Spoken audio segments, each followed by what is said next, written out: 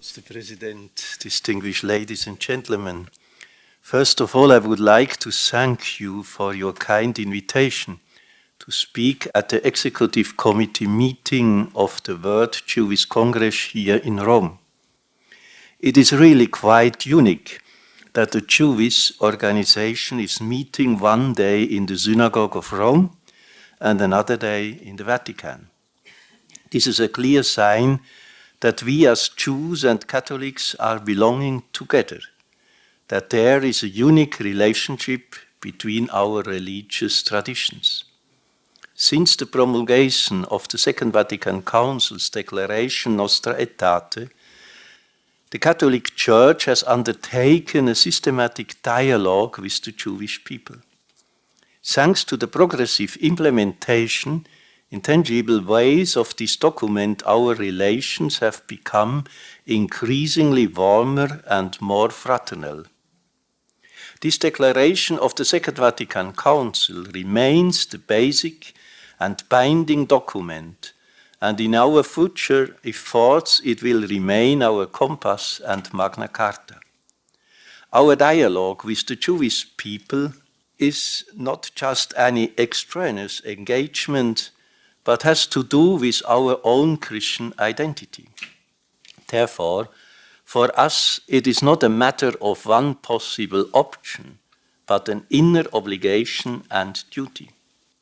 Nostra Aetate speaks of the spiritual patrimony common to the Christians and Jews, and it seeks to foster and encourage mutual understanding and respect, particularly in the field of biblical and theological studies.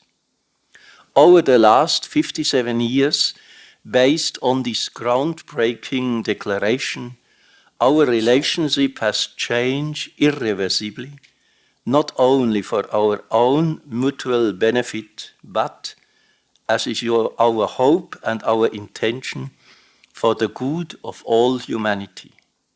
In these years, old prejudices and enmities have been overcome. Better mutual understanding has been fostered.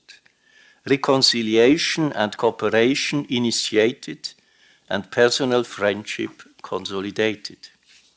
Nowadays, both of our religious traditions are threatened by a spirit of militant secularization and prevailing atheism that tends to marginalize our moral values that have their shared origins in the revelation of the one God. Whoever tries to cut off these religious roots is in danger of destroying our cultures. Therefore, Catholics and Jews have the common task of giving witness of the unique God who revealed to humanity how to live in the right relation to himself and to others. Pope Francis is convinced that, I quote, Jews and Christians share a rich spiritual heritage which allows us to do much together.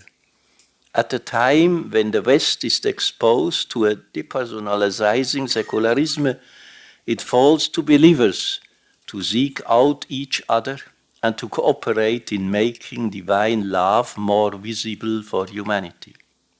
Indeed, our common spiritual patrimony is so great that we cannot become alienated.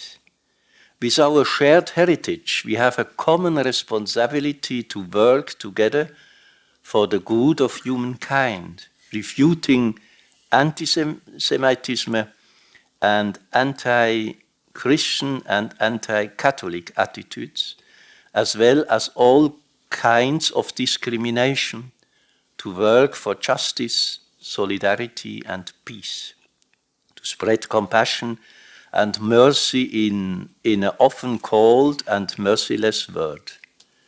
This cannot be done once for all. It is an ongoing task which must be undertaken anew in each generation. Therefore, I wish to stress the importance of education.